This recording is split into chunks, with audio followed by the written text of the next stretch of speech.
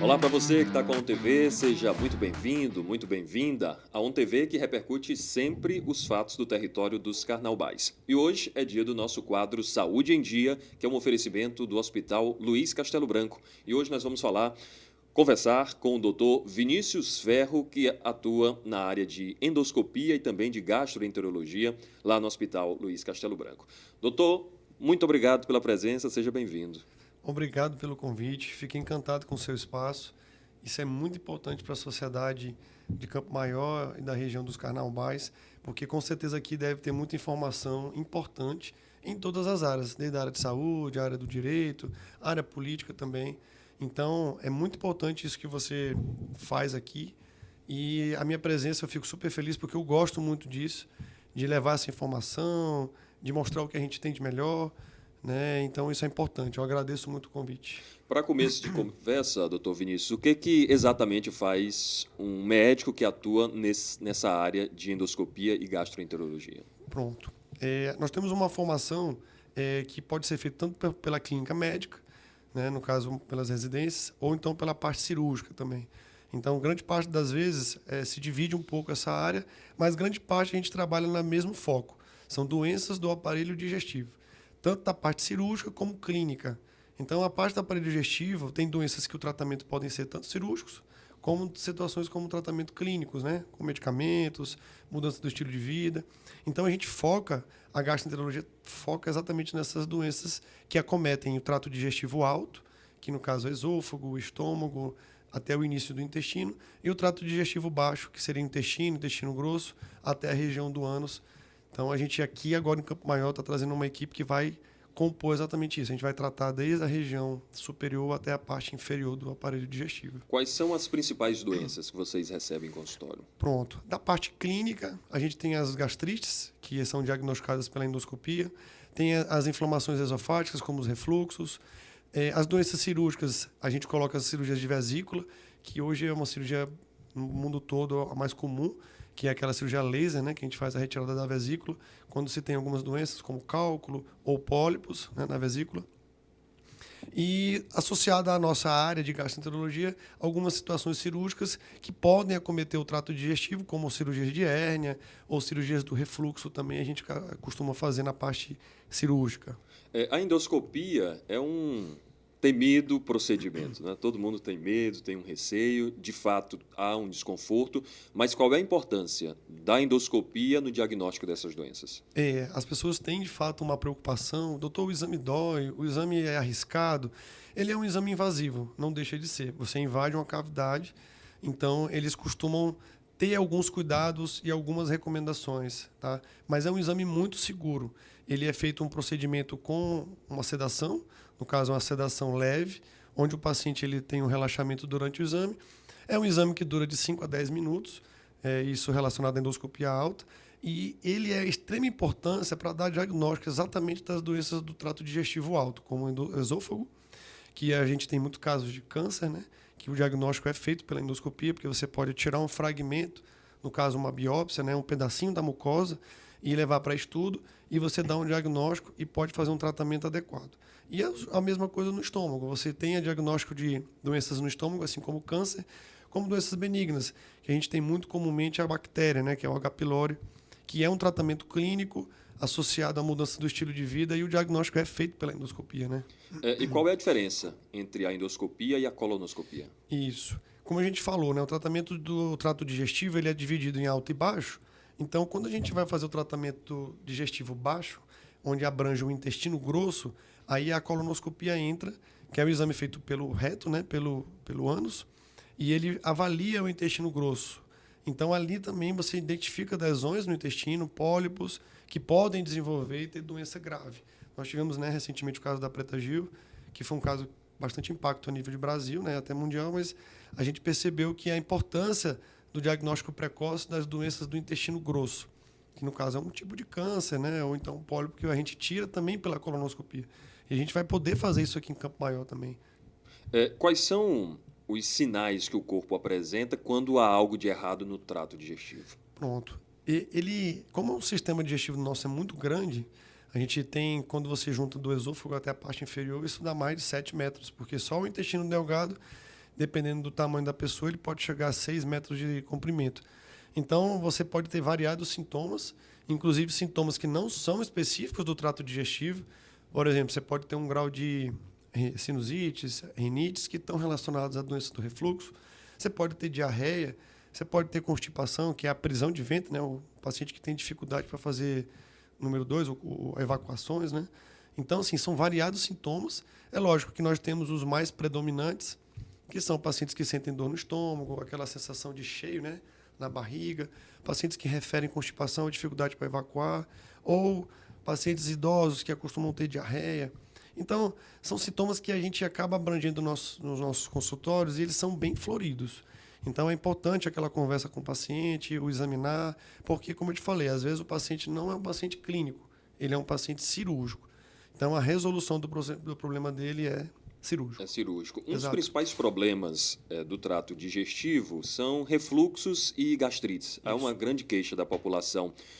Como é que a gente pode evitar esse tipo de problema e que mudanças de hábito você orientaria? Pronto. A gente está vivendo num mundo onde a obesidade está tomando de conta, né? A gente já deve ter visto na televisão falando sobre isso, a nível de Estados Unidos, Europa, até Brasil também. E a obesidade, ela também está dentro desse padrão dos pacientes com refluxo, com gastrite. Mas, de uma forma geral, esses sintomas eles são diagnosticados pela endoscopia ou um quadro clínico, né? Você sentou com o paciente, ele fala para você e você dá um diagnóstico só pelos sintomas. A endoscopia ela vai, como se pode, bater o martelo do diagnóstico. E o tratamento ele vai tentar abranger 3 pilares, que no caso é o tratamento medicamentoso, é o tratamento do estilo de vida, que é onde você entra dieta, exercício físico, e uma outra condição muito importante é a condição neurológica ou mental. É a falta de sono, é o estresse emocional, que é uma coisa que a gente está vivendo muito, né? A gente tem várias notícias que aparecem aí de burnout, excesso de trabalho, estresse, e isso atinge diretamente o trato digestivo. Então, a consulta ela é uma consulta bem abrangente. A gente tem que trabalhar vários formatos, né, vários braços, para poder a gente conseguir melhorar a condição e qualidade de vida do paciente. Quais são os hábitos que a gente pode, no dia a dia, praticar para evitar refluxo, gastrite? Isso. O jejum prolongado é ruim. Tem pessoas que fazem jejum intermitente, mas precisa ser feito isso de maneira controlada, que é aquele jejum intermitente. O que quer dizer isso? A pessoa fica com jejum durante um período e se alimenta. Mas isso tem que ser muito bem acompanhado, não é uma coisa simples. Então, o jejum prolongado é ruim. Alimentos, você se alimentar tarde, muito tarde da noite e deitar em seguida, isso aumenta a chance de você ter refluxo. Alimentos gordurosos, que têm uma taxa de gordura elevada, eles são ruins para quem tem problemas digestivos e também para quem não tem, acaba desenvolvendo. Farinha, farofa, alimentos que têm uma digestão mais lenta, eles costumam ser ruins para o trato digestivo. Então, basicamente, se você tentar ter uma alimentação mais rica em fibras, como saladas, verduras, frutas e alimentos que têm uma digestão melhor, você costuma ter uma atenção melhor para o seu sistema digestivo. Diminuição do uso de ingesta de bebidas alcoólicas. Não é que a pessoa não possa beber o seu vinhozinho, né, e tudo, mas isso tudo em excesso não faz bem. Até você comer uma quantidade de fruta em excesso, isso vai ser também ruim do ponto de vista digestivo. Então, é tudo numa forma de balancear, né? Associado a isso, uma qualidade de sono boa, uma qualidade de exercício. Então, isso tudo em conjunto é um benefício grande. Qual é o impacto, doutor Vinícius, do uso de medicamentos, por exemplo, anti-inflamatórios? Hoje a gente tem a internet, as pessoas vão lá, está sentindo um problema, coloca os sintomas e aí ali já tem uma prescrição médica. Qual é o impacto do uso de medicamentos na saúde do trato digestivo?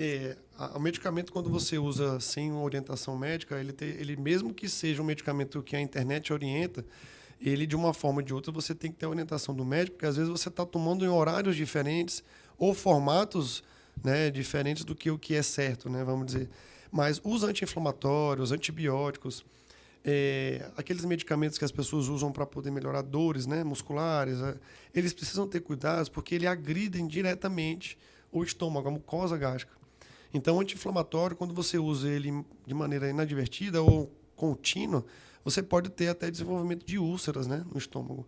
E como eu sou cirurgião, já operei muitos casos de úlcera perfurada, exatamente por uso inadequado ou, né, inadvertido do anti-inflamatório excessivamente, né, vamos dizer assim. Doutor Vinícius, tem um termo muito popular, que ultimamente está em alta, que é o do intestino preguiçoso. Sim. O que é o intestino preguiçoso? É aquela constipação que eu lhe falei, né?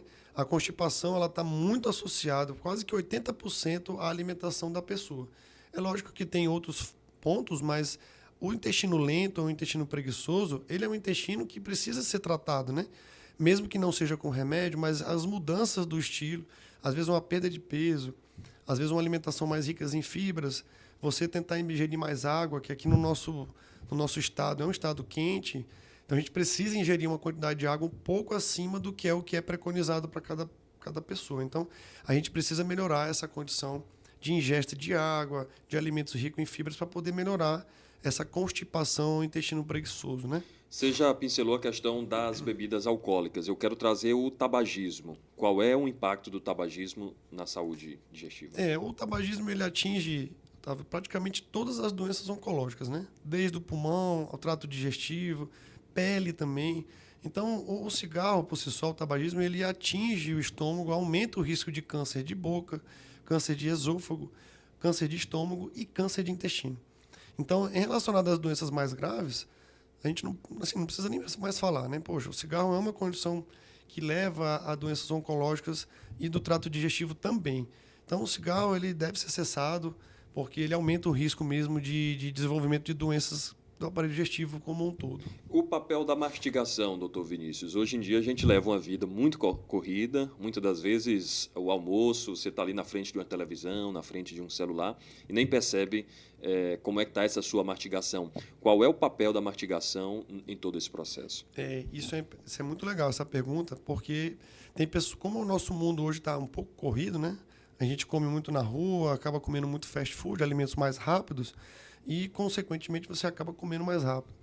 Isso propicia a má digestão. O primeiro sintoma que a gente começa a ter, os pacientes referem uma má digestão. Às vezes pode ocasionar mau hálito, porque o alimento não é bem digerido, porque a mastigação é um processo digestivo, né, que é o iniciado, junto com a secreção da saliva, que já vai também fazendo a digestão desse alimento.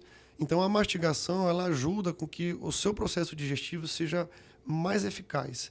Você vai ter um alimento mais dissolvido no intestino, a absorção dos alimentos vai ser melhor também e, consequentemente, você vai ter menos problema no final, como a constipação, ou um quadro de diarreia ou dores abdominais, né, associado à alimentação muito acelerada. A gente sabe que a atividade física ajuda em muitas partes do corpo, né? Parte cardíaca, enfim. O trato digestivo também é influenciado por uma atividade física? Sim. O exercício, de uma forma geral, ele melhora as condições fisiológicas, né, do nosso organismo. Ele melhora a condição de hormônios, como endorfinas, produção de outros hormônios intestinais, que melhoram a constrição, é como se fosse a mobilidade do trato digestivo.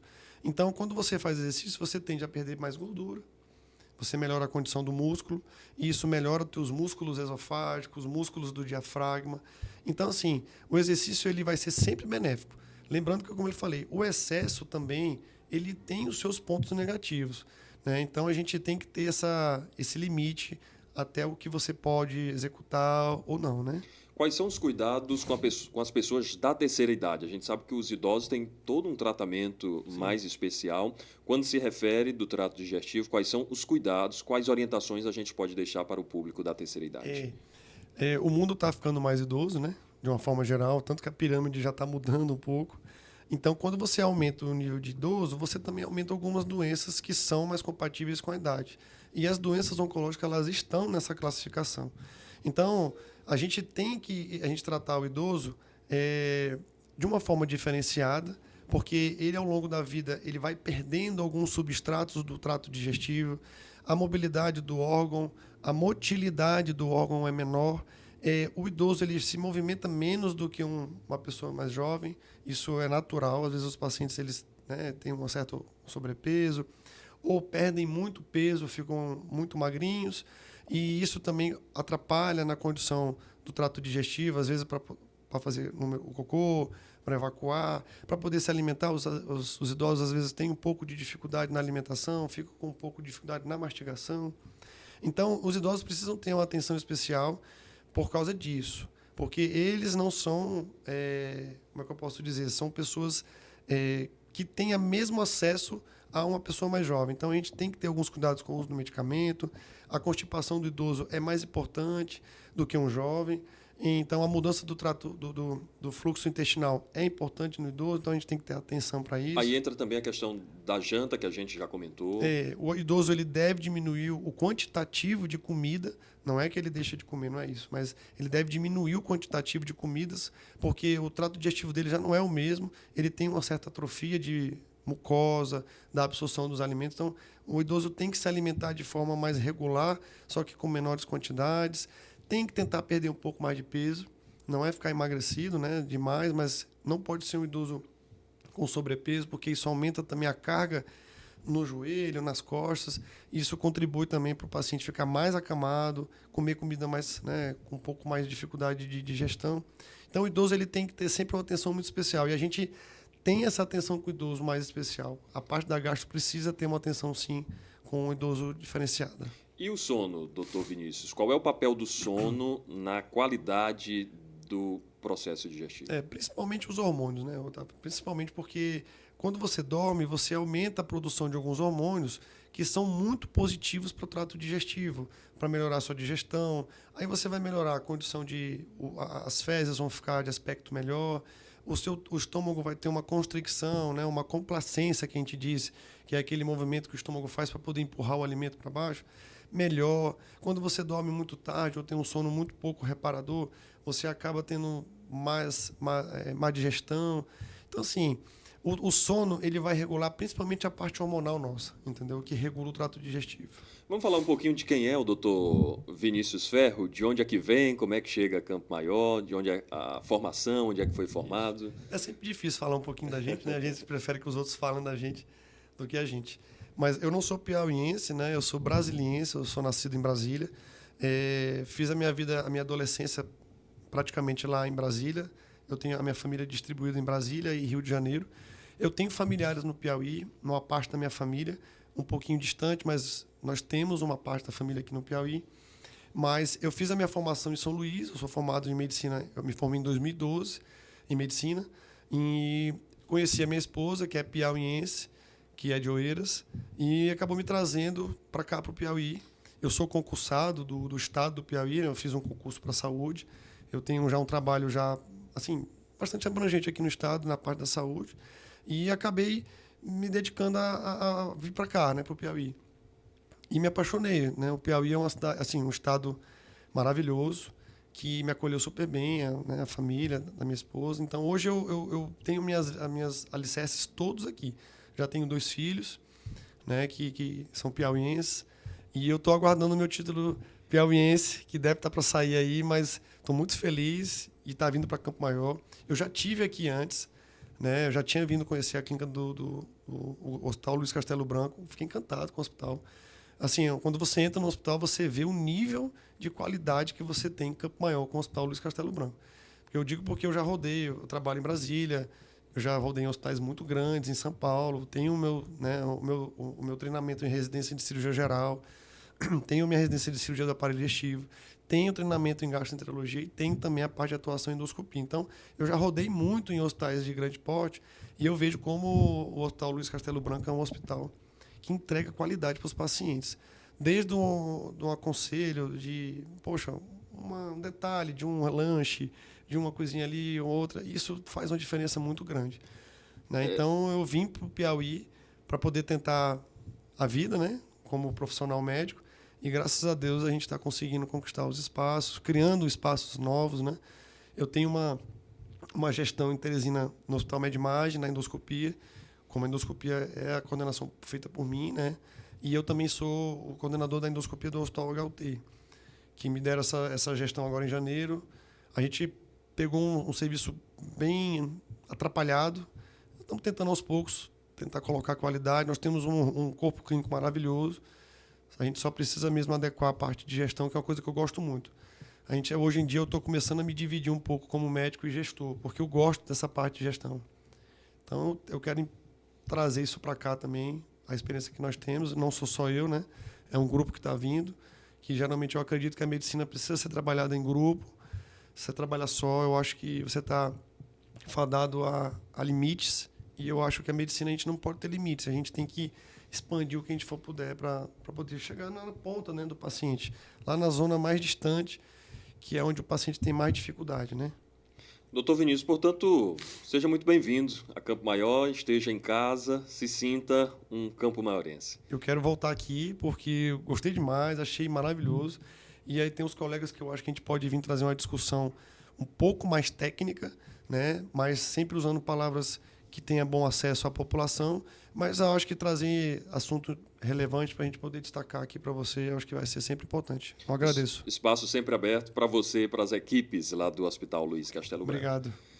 E para você, um grande abraço. A gente se encontra sempre por aqui, lá no nosso canal no YouTube. Você assiste o episódio completo do nosso Saúde em Dia e os cortes a gente sobe sempre lá no Instagram e também no TikTok. Siga lá, OnTV Piauí.